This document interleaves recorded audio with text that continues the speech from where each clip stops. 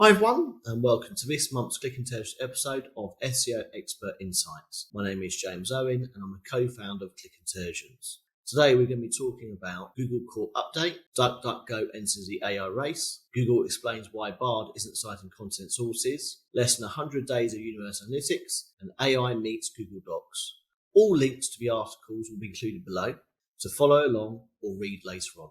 Before we jump into this month's SEO Expert Insights, please subscribe to our YouTube channel and sign up to our newsletter and online portal. Let's jump right in. Okay, so the first story we're going to talk about today is the Google March 2023 Broad Core Update that was rolled out on the 15th of March 2023. In the kind of update notes, Google mentioned that it's going to be a 2-week rollout period. It's looking at all types of content.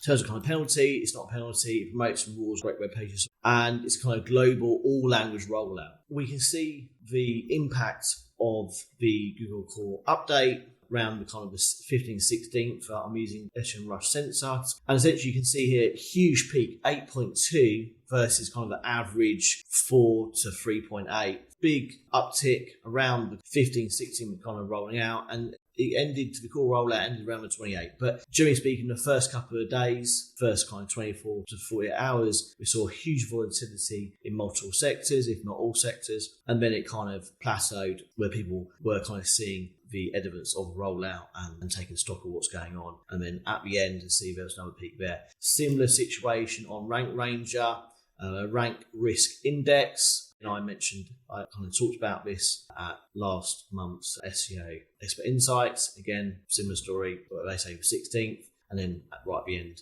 we saw some volatility as well. So those are two tools that I'm kind of looking at. Interestingly, Google's kind of rolled out this now, the Google Search Status Dashboard. Funny enough, they mentioned it going up on the kind of 22nd. Again, but that's going to be incorrect. But essentially, they have then date stamped to the 28th. That is kind of rolled out, is kind of complete. So this is kind of a interesting kind of Google status landing page that gives us lots of information about core updates and that's going on within kind of Google. Other things to consider here is the fact that Google has started to give some advice around kind of if your site has been impacted by penalties or Google core updates. This can be found on the section roundtable. And essentially from what we're seeing from our clients is, on the whole, they're seeing general, flux. You would expect to see positions, 2 to 4 position kind of change up and down would be considered kind of normal. But actually, what could you be doing? Okay, if you've seen a slight, dip or over the course of the kind of 2 weeks, what you should be doing, just going back to basics, making sure the content is updated, it's relevant, it's authoritative. Making sure that we're adding new content to the site, making sure we're answering questions that the industry is asking, making sure that the EAT is as good as it can be. And we'll come on to that in a minute. I've got some documentation regarding that. And then also making sure, the core web vitals is updated. They sound, basic, but actually you need to get them done properly. So in terms of kind of EAT guidelines and just generally improving your site and kind of credibility, Google put out this PDF report called the Quality Raters Guidelines, which links off to this PDF here. It's a 176-page dossier. It's a good read. You need to kind of a few hours to kind of shoot through it, but essentially you're going to end up with between 5 and 10 golden nuggets to take away to improve your website. And this is looking at how Google perceives a quality website, okay, and how to improve your expertise, your authoritative of your site. When you read it, you think, oh, that's obvious. Why am I not doing that? But it has to be done. And you should definitely read it and implement as much as you can within your niche and what you're able to do. So to kind of wrap the first news story up, I said it rolled out on the 15th. It finished rolling out around the kind of 28th of March. Essentially, there's no kind of quick fix. You should be doing all the good things that you should already be doing in terms of updating content, building new content, answering questions that the industry is looking for answers for, along with building credible links to your content, naturally, and also through general kind of link acquisition. So that's kind of the first news story.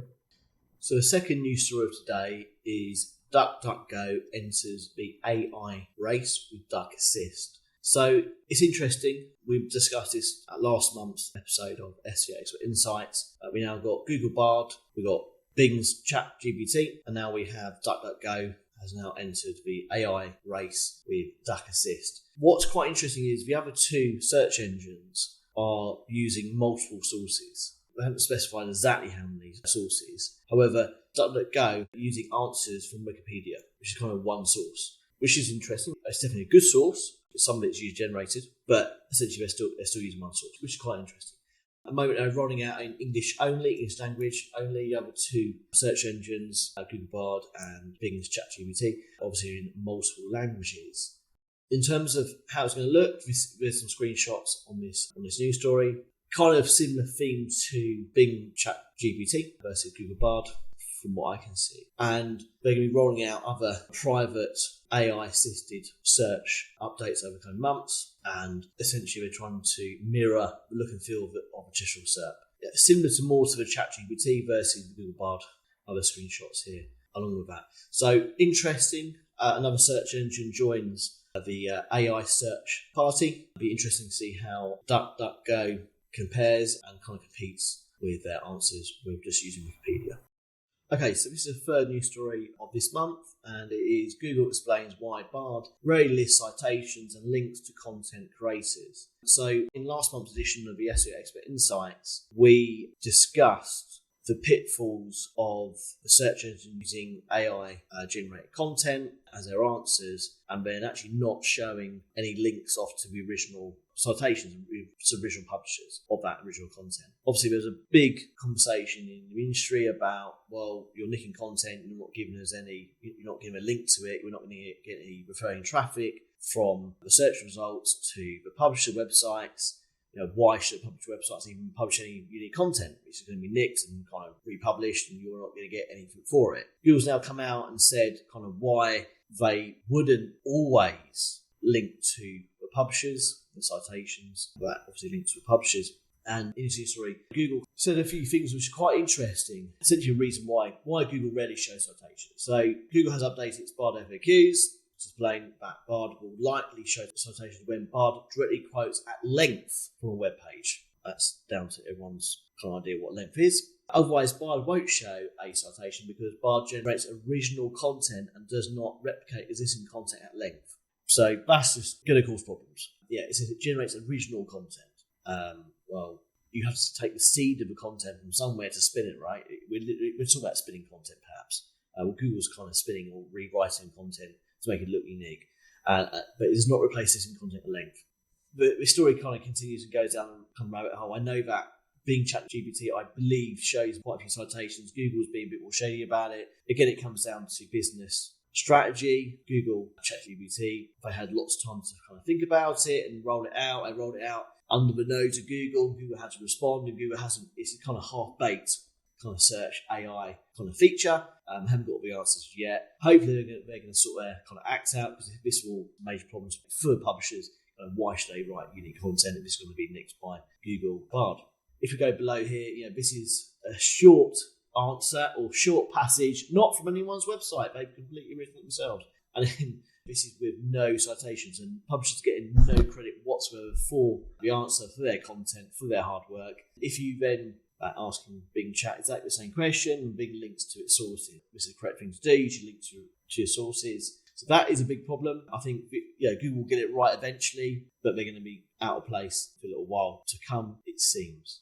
So the fourth news story this month is around the deadline to opt out of Google Analytics for auto-migration. So this is now passed. It was February 28th. Essentially, what will happen now is everyone who hasn't opted out will automatically see a GA4 profile in their Google Analytics profile drop-down.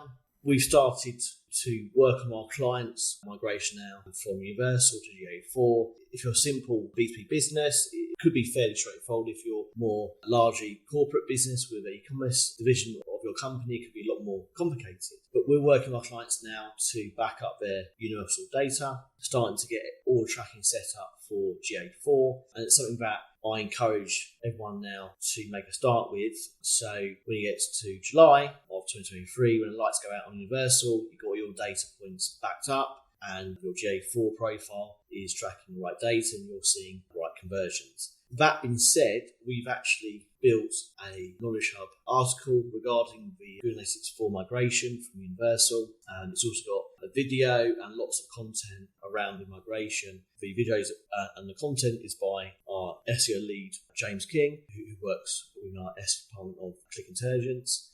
So definitely a good read. I would applaud everyone to please start the process. So when the lights do go out on Universal in July 2023, got all your data backed up to start using analytics for your traffic reporting. Okay, so the fifth news story of this month is that Google brings AI-powered features to Google Docs and Gmail. So this is really, really cool, really interesting. I was kind of expecting this to happen, where Google would allow you to use their AI technology to enhance your workflow, maybe for kind of business or for education. But essentially, if you're writing a piece of content in Google Docs, you potentially could ask the AI to help you write a better sentence or to reword it for you to actually enhance the piece of content. Same with Gmail as well. So great tool for people who maybe aren't very good at writing or have kind of writing issues or just want to improve their general content. So that's really kind of cool. In terms of kind of Microsoft doing this, they've already rolled it out in the latest update, and they will continue to update things over the next few years. So essentially, AI isn't just with search engines. We can now use it ourselves within Google Docs and also in Gmail. I've also noticed the amount of businesses now, and this is on LinkedIn, other news stories on kind of LinkedIn and people put on posts and stuff, the amount of companies now have just sprung out of nowhere, but basically using the API of ChatGPT to build their business, to enhance various areas. So this is now a whole new chapter in the AI and with the back end of that technology and how powerful it is to basically enhance businesses and power tools for business and more importantly for SEO as well. Thank you for watching this month's episode of the Click Intelligence SEO Expert Insights. Remember, all the links to the article will be included below. Follow along or read on later.